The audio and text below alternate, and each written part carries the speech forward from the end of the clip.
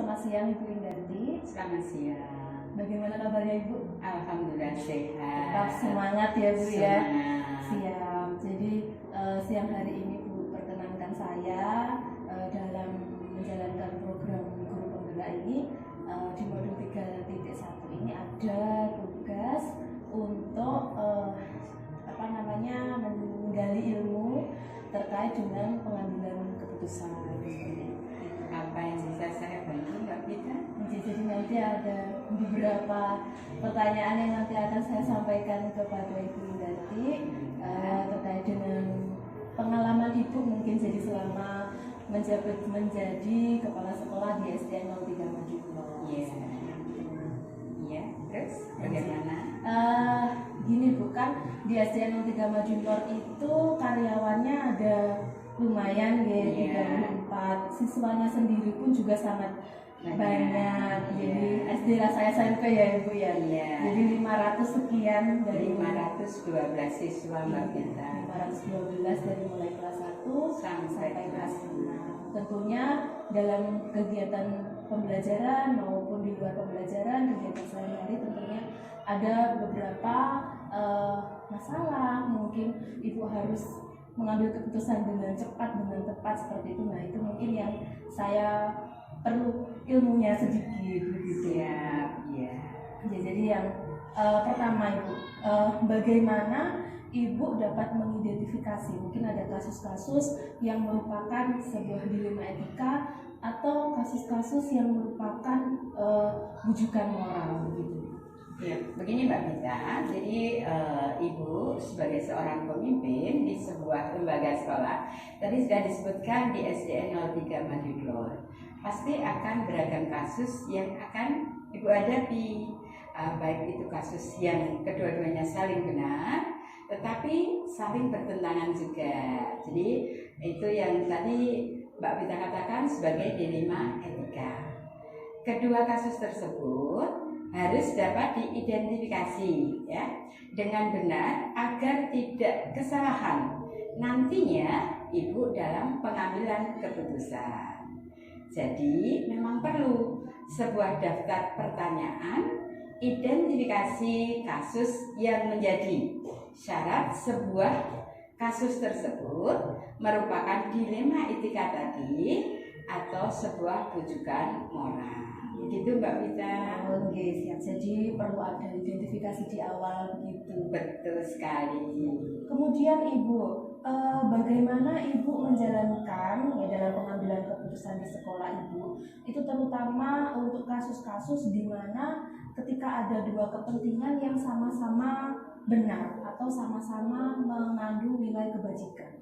Jadi begini, saya akan mengambil keputusan dengan pendekatan komunikasi dan juga koordinasi, karena bagaimanapun saya sebagai pemimpin itu bisa menentukan dan mengambil keputusan berdasarkan referensi, indikator, serta pertimbangan-pertimbangan dalam pengambilan keputusan ada pada unsur di dalam organisasi atau di dalam lembaga sekolah. Apalagi kan di SDN 03 Madinlor, otomatis wali muridnya juga akan sangat banyak. Iya, jadi wali muridnya dari 512 siswa kan tentunya juga banyak.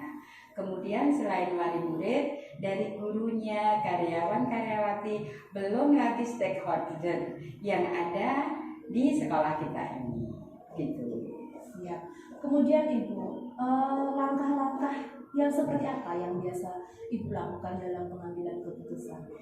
Jadi begini Bu Vita, dalam mengambil keputusan yang Ibu ambil pertama dengan suara hati dan nalar harus sejalan untuk memilih kebenaran.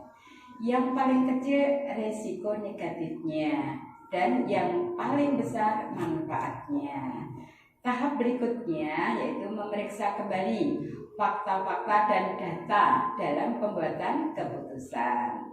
Kemudian keputusan ditinjau ulang atau ditinjau kembali hingga keyakinan dan kebenaran tadi bisa dipertanggungjawabkan. Gitu kita. Sepertinya kok rumit sekali ya. Mungkin nanti kalau sudah terbiasa gitu akan jadi insya Allah tidak ada yang namanya sulit, ya. Kalau nanti sudah menjalani amanah itu tetap ada jalan keluar atau solusi apabila menemui permasalahan yang ada di lapangan. berarti intinya dalam mengambil keputusan itu tidak boleh gerusa-gerusu ya. Betul sekali, tidak boleh gegabah dalam mengambil keputusan, apalagi seorang pemimpin. Gitu Bu Gita. Ya. Kemudian Ibu, hal-hal apa saja yang selama ini mungkin Ibu anggap efektif gitu dalam pengambilan keputusan di dalam kasus-kasus dilema etika? Jadi begini, dalam pengambilan keputusan ya, di dilema etika tadi, hal efektif yang perlu dilakukan adalah pertama dengan menyederhanakan pokok permasalahan dan membangun kebijaksanaan yang ada di lembaga, utamanya dari seorang pemimpin, begitu. Jadi tidak boleh panik dulu ya. Tidak boleh. Jadi dihadapi dulu bagaimana pokok masalahnya, kemudian harus bagaimana kita mengambil keputusan dan mengambil kebijakan. Kemudian Ibu, hal-hal apa saja Ibu yang selama ini merupakan tantangan dalam pengambilan keputusan pada kasus-kasus dilema etika? Jadi begini, karena banyaknya tenaga guru, karyawan-karyawati, juga warga sekolah, tentunya juga ada murid, wali murid, dan tenaga yang lain, maka hasil keputusan tadi yang diambil mungkin ada pihak-pihak yang tidak dapat menerima dengan sepenuhnya. Jadi proses untuk dapat menerima itu langkahnya memahamkan sebagian orang untuk secara ikhlas menerima dan menjalankan keputusan menjadi sebuah tantangan. Ya.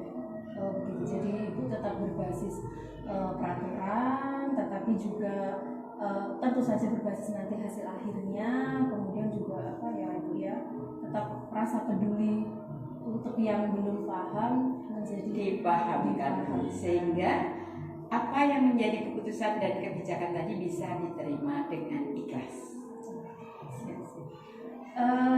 Kemudian Ibu, apa Ibu memiliki sebuah tata kelola atau jadwal tertentu mungkin dalam sebuah penyelesaian kasus? Apakah Ibu langsung menyelesaikan di tempat atau memiliki sebuah jadwal tersendiri untuk menyelesaikan, bentuk atau prosedurnya mungkin seperti apa Ibu? Kalau untuk jadwal tertentu tidak ada. Akan tetapi substansi atau urgensi sangat diperhatikan di dalam menyelesaikan sebuah permasalahan di lembaga. Semakin cepat penyelesaian permasalahan, maka akan semakin baik dalam rangka menjaga harmonisasi dalam lingkungan sekolah. Begitu Mbak Gita. Ya, jadi tidak boleh diundur-undur kalau iya, jadi kalau urgent masalah itu harus segera diselesaikan, ya kita selesaikan. Jadi menjaga harmonisasi di lingkungan sekolah. Lalu Ibu, adakah mungkin seseorang atau faktor-faktor khusus yang selama ini itu mempermudah atau membantu Ibu dalam pengambilan keputusan? Jadi kalau untuk seseorang atau faktor-faktor tertentu yang mempermudah dalam pengambilan keputusan itu sesungguhnya tidak ada. Yang khusus itu tidak ada. Akan tetapi pelibatan unsur-unsur internal sekolah sering dilakukan untuk memperkaya referensi dan informasi. Jadi secara khusus tidak ada. Secara khusus tidak ada. Tidak ada. Jadi siapapun mungkin referensi itu bisa datang dari siapapun. Siapapun. Unsur manapun. Iya. Kemudian yang terakhir Ibu, dari semua yang telah Ibu sampaikan, jadi mungkin ada pengalaman begitu Ibu dalam pengambilan keputusan dilema etika ini yang bisa di-share ke saya. Jadi begini, kalau pengambilan keputusan atau dilema etika tadi, satu memahami konteks permasalahannya. Jadi permasalahan apa yang dihadapi, itu yang harus dipahami di awal. Yang kedua, koordinasi dan komunikasikan atau komunikasi sangat penting adanya, karena selain untuk menjaga harmonisasi di lingkungan kerja juga untuk memperbanyak referensi. Jadi itu yang pertama, pemahaman permasalahan, yang kedua koordinasi dan komunikasi. Baik, ya. Terima kasih Bu. Jadi dalam pengambilan keputusan itu yang tadi yang pertama ya Bu ya, apa namanya, memahami permasalahan, mungkin menentukan prinsipnya, menentukan paradigmanya, kemudian menentukan langkah-langkahnya.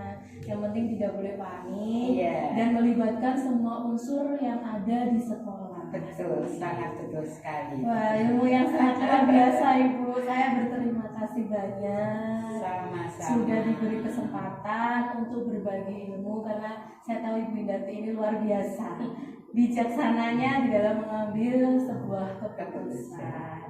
Terima kasih Bu Vita. Semoga nanti setelah Bu Vita lulus dari guru penggerak ini, Ibu mohon untuk lebih dapat meningkatkan, lebih dapat memajukan khususnya di SDN 03 Madiun. Amin, amin insya Allah. Terima kasih Ibu Indarti. Sama-sama. Assalamualaikum.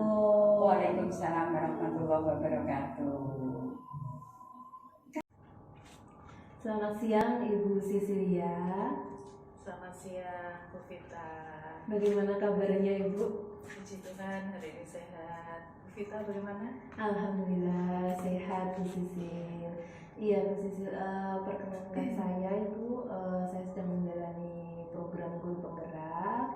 Ini di modul 3 saya ada tugas untuk menggali ilmu terkait dengan dilema etika, khususnya pengambilan keputusan, apakah itu merupakan dilema etika atau rujukan moral seperti itu sih. Jadi saya bisa minta waktunya sebentar Bu Sisil? Bisa, iya bisa Bu.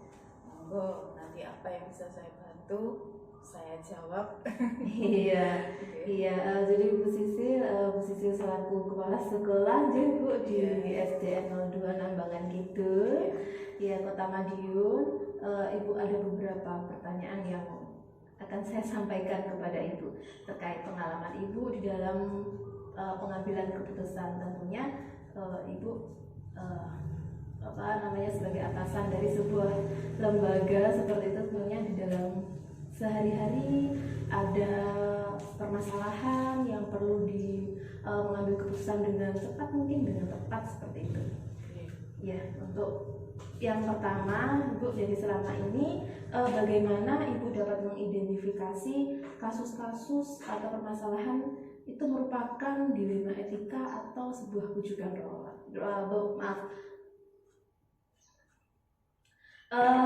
yang pertama Ibu Sisil, jadi yang mau saya tanyakan, bagaimana Ibu dapat mengidentifikasi sebuah kasus atau sebuah permasalahan, apakah permasalahan itu merupakan sebuah dilema etika atau rujukan moral Ibu? Iya Bu Vita. Jadi salah satu tugas pimpinan itu adalah mengambil keputusan melalui suatu kebijakan. Di suatu institusi ya, sekolah itu pasti ada permasalahan, entah itu kecil, entah itu besar. Nah, bagaimana saya itu mengidentifikasi apakah kasus ini termasuk dilema etika atau termasuk rujukan moral? Tentu saya harus mengambil langkah-langkah ya Bu. Jadi sebelum saya memutuskan, tentu saya identifikasi dulu terkait dengan apakah ada nilai-nilai yang bertentangan, kemudian siapa saja yang terlibat dan sebagainya. Jadi sebelum saya itu mengambil keputusan, pasti saya akan mencari data. Nah itu datanya saya dapat dari mana? Tentu saja saya akan cross check kepada pihak-pihak yang terkait. Seperti itu. Ya, jadi langkah pertama identifikasi dan pengumpulan data seperti itu ya. Lalu selanjutnya Ibu, selama ini bagaimana Ibu menjalankan pengambilan keputusan di sekolah ini Bu, di SDN 02 Nambangan Kidul, terutama untuk kasus-kasus yang dimana ada dua kepentingan yang sama-sama benar atau sama-sama memiliki nilai kebajikan? Iya, seperti yang saya sampaikan tadi ya, jadi saya pasti melihat dulu kasusnya ini termasuk apakah ada di situ nilai-nilai yang bertentangan, siapa saja yang terlibat. Kemudian setelah itu saya pasti akan mencari data-data. Nah dari situ setelah mencari data saya pasti baru akan bertanya kepada pihak-pihak yang terkait. Kemudian saya analisis lagi apakah masalah ini bertentangan tidak dengan hukum. Kemudian nanti resikonya apa terhadap korban mungkin ya, terhadap pelaku, resiko jangka panjang, jangka pendeknya itu seperti apa, hasilnya bagaimana, itu saya mencoba untuk menganalisis sehingga keputusan yang saya ambil itu adalah keputusan yang terbaik dan yang paling penting itu tidak merugikan anak, dan tentu saja keputusan itu berpihak kepada anak. Jadi itu prinsipnya gitu. Jadi berpihak kepada anak itu memang hasil akhirnya itu harusnya di situ seperti itu ya Bu Sisil. Kemudian Ibu, mungkin langkah-langkah atau prosedur seperti apa yang biasa Ibu lakukan? Yang jelas komunikasi itu. Kemudian saya cross check ya, seperti yang saya sampaikan, cross check dengan ini pihak-pihak yang terkait, entah itu siswa, mungkin kalau masalahnya siswa ya, mungkin kalau masalahnya antara orang tua dengan guru ya, mungkin saya harus melibatkan mereka juga gitu. Jadi bertanya, dan ketika berkomunikasi itu tidak langsung saya pertemukan bersama-sama ya Bu, pasti saya tanya sendiri-sendiri, kemudian nanti saya analisis lagi. Selain itu saya juga tidak langsung memutuskan sendiri Bu. Di sini ada guru senior, jadi pasti saya minta juga pendapatnya. Itu pendapat dari guru senior itu seperti apa, sehingga artinya ada orang ketiga mungkin ya, ini yang mungkin bisa menguatkan keputusan saya. Jadi berarti komunikasi yang baik serta kolaborasi dengan guru senior atau mungkin dari pihak yang akan menguatkan keputusan itu sangat diperlukan. Dan bisa jadi juga saya melibatkan mungkin dari luar sekolah ya. Contohnya kalau itu masalahnya mungkin sudah menyangkut skup yang agak besar, mungkin saya juga koordinasi dengan dinas seperti itu ya. Siap. Lalu Ibu, hal-hal apa saja yang selama ini Ibu anggap efektif di dalam pengambilan keputusan dalam kasus-kasus terutamanya dilema etika? Yang jelas itu komunikasi Bu, itu menurut saya paling efektif. Dan kebetulan saya juga mempelajari teknik coaching ya, jadi memang ya itu saya praktekkan teknik coaching. Dan sejauh ini selama ada kasus-kasus seperti itu, terutama anak-anak itu tidak pernah kok merasa dia itu diadili seperti itu atau merasa disalahkan. Jadi dengan komunikasi yang baik menurut saya, nggak hanya dengan anak-anak ya, mungkin masalah dengan guru juga begitu. Jadi saya menggunakan teknik coaching itu, dan ya itu masalahnya itu selesai gitu loh, dapat artinya mungkin dari pihak yang bersalah dia juga memahami gitu loh, oh iya ternyata saya bersalah dan saya harusnya setelah ini bagaimana, itu dia yang mengambil ini sendiri, mengambil keputusan. Jadi memang perlu sebuah keterampilan komunikasi begitu ya, keterampilan komunikasi agar yang bersangkutan itu menyadari secara mandiri, dan nanti mungkin solusinya juga dari dia sendiri, dari yang terkait seperti itu. Dan yang kedua yaitu dengan komunikasi dengan guru senior. Jadi artinya keputusan itu tidak sepihak, meskipun betul nanti saya yang sebagai pengambil keputusan utama ya, tapi tetap saya melibatkan guru yang lain, terutama guru senior. Siap Bu Sisil. Kemudian Bu Sisil, mungkin ada hal-hal yang selama ini itu merupakan sebuah tantangan dalam pengambilan keputusan-keputusan terkait permasalahan dilema etika itu. Iya, pasti ada Bu. Tantangannya gini, ketika eh, ada yang tidak menerima dengan keputusan kita, nah itu menjadi suatu tantangan bagaimana kita itu meyakinkan contoh misalnya dengan siswa ya, dia merasa saya ini sudah benar Bu, misalnya seperti itu. Nah, ketika kita kadang-kadang kalau kita itu berhadapan dengan orang-orang yang ngeyel ya, itu kan kadang sulit ya Bu ya. Nah, ini bagaimana cara kita untuk memberi pemahaman kepada mereka itu yang kadang menjadi tantangan buat saya. Karena kan tidak semua orang itu berpikiran sama dengan kita. Iya betul, apalagi kalau yang dihadapi itu anak yang nalarnya juga masih Belum, masih terbatas. Jadi bagaimana kita mengemas tadi ya, yes, ya. Kemudian Ibu, apakah Ibu memiliki sebuah jadwal tertentu atau sebuah tata kelola dalam sebuah penyelesaian kasus dilema etika? Atau misalnya langsung menyelesaikan di tempat, atau memiliki sebuah jadwal tersendiri untuk menyelesaikannya? Tidak ada. Jadi kalau jadwal khusus tidak ada ya. Jadi tergantung dari persoalannya juga, prioritasnya. Kalau memang itu harus segera diselesaikan ya mungkin harus diselesaikan. Tapi kalau misalnya tidak, itu mungkin kita bisa bukan berarti mengalihkan ya,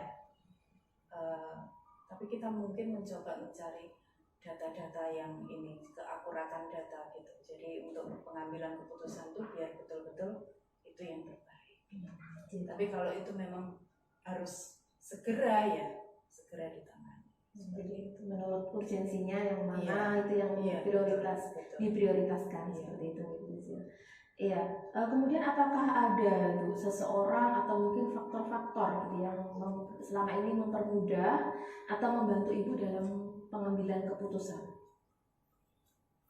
Ya itu tadi ada teman-teman itu ya Mbak, teman-teman guru sejawat itu, terutama yang guru-guru senior yang mungkin lebih berpengalaman, dan mungkin mereka di sini masa kerjanya di sini itu juga lebih lama daripada saya, sehingga lebih tahu begitu.